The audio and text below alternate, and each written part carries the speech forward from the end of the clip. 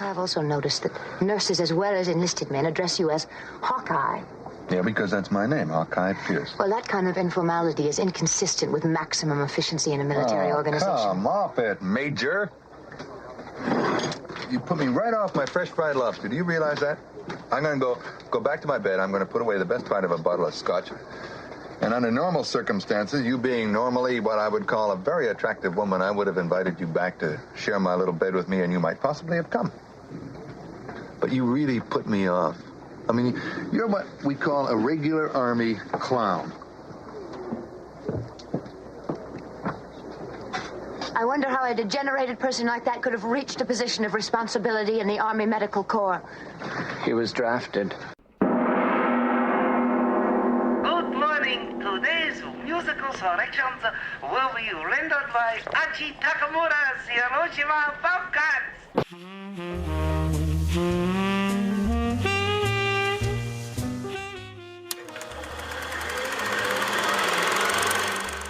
What does it take to make a movie? What does making a movie leave behind? And why do we keep watching them? I'm Jackson Piercy, amateur film critic, and I hope to get to the bottom of these questions and more. Don't like what you hear? Don't worry. We'll fix it in post. Army surgeons Hawkeye, Trapper John, and Duke meander and weasel their way through a Korean War MASH unit, the Mobile Army Surgical Hospital. Through trips to Japan, exposing affairs, and faking the death of a dentist, among other things, everyone in the camp builds a camaraderie known only to them, through the blood of not only their patients, but each other. MASH was released in 1970. It was directed by Robert Altman, who's best known for this film, in addition to McCabe and Mrs. Miller, The Long Goodbye, and Nashville. His unique overlapping dialogue, sound design, and quick zooming cinematographic style set Altman apart from his contemporaries at the time, and it shows in MASH, this being his first real major motion picture. The screenplay was adapted by Ring Lardner Jr., though through Altman's improvisational style of dialogue, there wasn't exactly a ton of Lardner's dialogue that made it into the film proper. Despite this, Lardner doesn't have any qualms with how the film turned out, saying that the basic structure of the film is the one laid out in my script. Johnny Mandel worked on the soundtrack to this film, eventually going on to work for the massively popular television show of the same name just 2 years after the fact. The movie's intro, Suicide is Painless, was actually written for a scene in the movie. Altman had only 2 stipulations for the song, that the title be Suicide is Painless, and that it be, and I quote, the stupidest song ever written. After some difficulty trying to write this song, Altman tasked his son, Mike, who was 15 years old at the time, to write the words. Reportedly, Mike wrote the song in 5 minutes. It went on to be the theme of both the movie and the show, and has won Mike over $1 million in royalties to this day, against his dad's $70,000 paycheck to make the film entirely. MASH's star-studded cast stars Donald Sutherland as Captain Benjamin Franklin Hawkeye Pierce. Sutherland found himself in a bevy of war movies at the time, going from The Dirty Dozen to MASH to Kelly's Heroes, but he would go on to diversify with films like Clute, National Lampoon's Animal House, Ordinary People, and even recently, and what may be best known to us young'uns, President Snow in The Hunger Games. Elliot Gould plays Captain John Francis Xavier Trapper John McIntyre. Gould has also gone on to have a prolific career, having roles in The Long Goodbye, A Bridge Too Far, American History X, Contagion, and the recent Steven Soderbergh Ocean's 11, 12, and 13.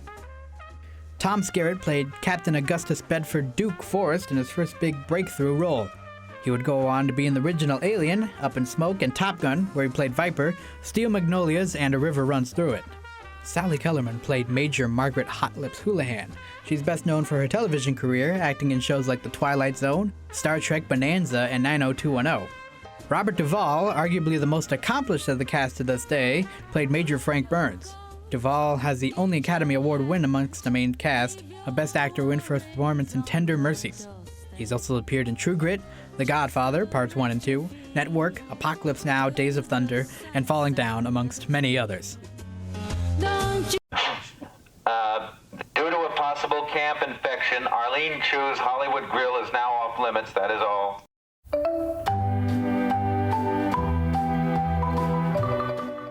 In 1968, Ring Lardner Jr. ran into a particular novel, MASH, a novel about 3 Army doctors. and was immediately hooked on the premise. Fresh off the Hollywood blacklists, Lardner was quick to identify with the book's anti-establishment attitudes. He took the novel to his boss, Ingo Preminger, who then took it up with the fat cats at the studio. He says, stop everything. You must read this over the weekend. I will sell my entire agency if you buy this book and make me the producer. From the moment I read the book, I became, enamored of this subject. I just thought it was fun, entertaining, blasphemous. I called him up and I said, I've got an office for you on the 3rd floor. Sell the agency. And he did, all in the same day. And Ring Lardner Jr. wrote the screenplay. After being turned down by at least 15 directors, Richard Zanuck went to veteran commercial and TV director Robert Altman. We went through a list of others who didn't understand it, or didn't get it, or were afraid of it, or didn't like it. Altman came in and seemed unruly enough as a human being to be able to understand this subject matter. In the wake of the Vietnam War, Altman saw MASH as a way to voice his opinions about the conflict at large, despite the subject matter being about the war in Korea. But I did everything that I could do that would confuse the audience or make the audience feel that this was in Vietnam. So we took all references to Korea out. To get the movie off the ground, Altman brought in actors who were basically unknown entities at the time, and Donald Sutherland, Elliot Gould, and Tom Skerritt. I had no career, I had nothing. I couldn't afford a cup of coffee. They offered me the job and the money. Bob Altman asked me if I would play a Duke, the American Southerner. I said this part of Trapper John, I have the energy and the spirit and heart for it, and if you could see me in that, that's the part that I'd like to play. And so, fortunately, Mr. Altman cast me in that part. Robert Altman had been my mentor. He hired me to do several combats, and he taught me a lot about filmmaking. And when I called him up one day, and he gets on the phone, he says, Skerritt, yes, I'll call you back in a couple hours, and hung up. So a couple hours later, I was in MASH. Go figure. And once the metaphorical boots were on the emblematic ground, production started off, but not without its hitches. The actors were not terribly familiar with, nor fond of, Altman's guerrilla style of filmmaking, though it did lead to some of the more chaotic moments on the film. It was a very crazy camp. It was a very mad set. Robert Altman allowed us to be foolish and carry on. Bob Altman, as far as I know, is the only one who knew what was going on in terms of the picture that he was creating and putting together. We thought that Bob should probably be committed to an institution for the mentally unbalanced. Once the film was shot and taken to the cutting room, 3 days early and $500,000 under budget, Altman found himself with a pile of scenes, but not particularly a film.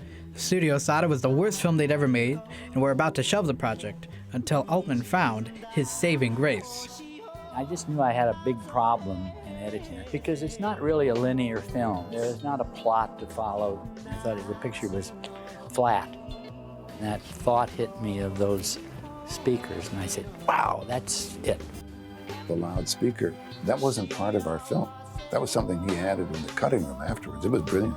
But the subject matter of surgery and war that led to bloody scenes dispersed throughout the film, on top of the strange plot and attrition of the Vietnam War looming over the film, the executives in the ad agencies were scared of this film's prospects of turning a profit. Ingo Preminger went to bat for this film, enough so that they were able to get the director's cut in front of a test screening audience. The result? Well, I'll let Altman and Zanuck tell you about it. That audience went nuts. I mean, they literally were on their feet, on the chairs, and they were just crazy about that. They just loved the picture. They loved the outrageousness of it.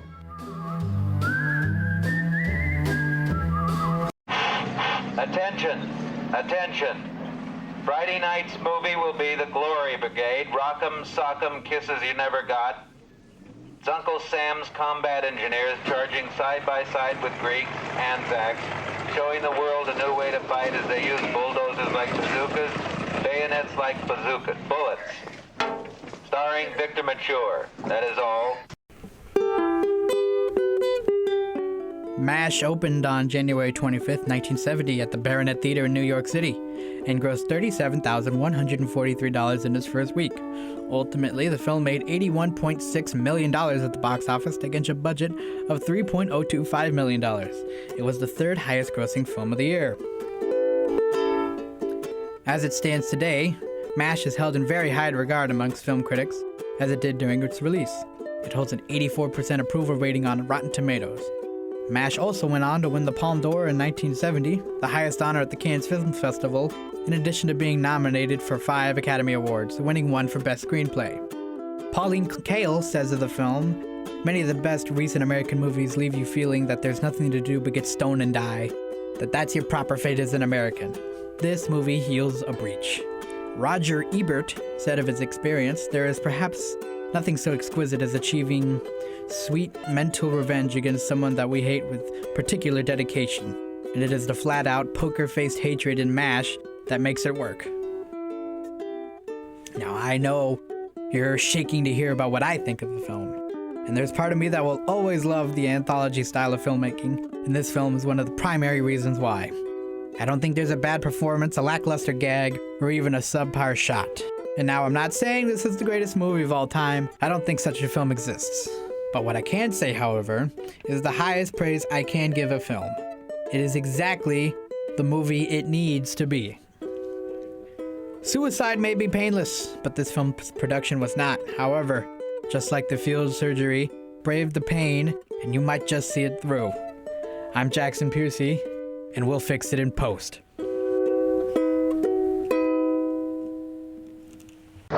Follow Hawkeye, Trapper, Duke, Dago Red, Painless, Radar, Hot Lips, Dish, and Staff Sergeant Volmer as they put our boys back together again.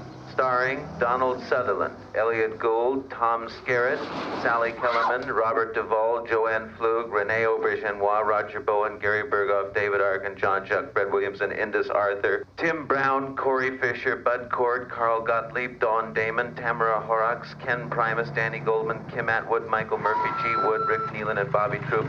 Goddamn Army. That is all.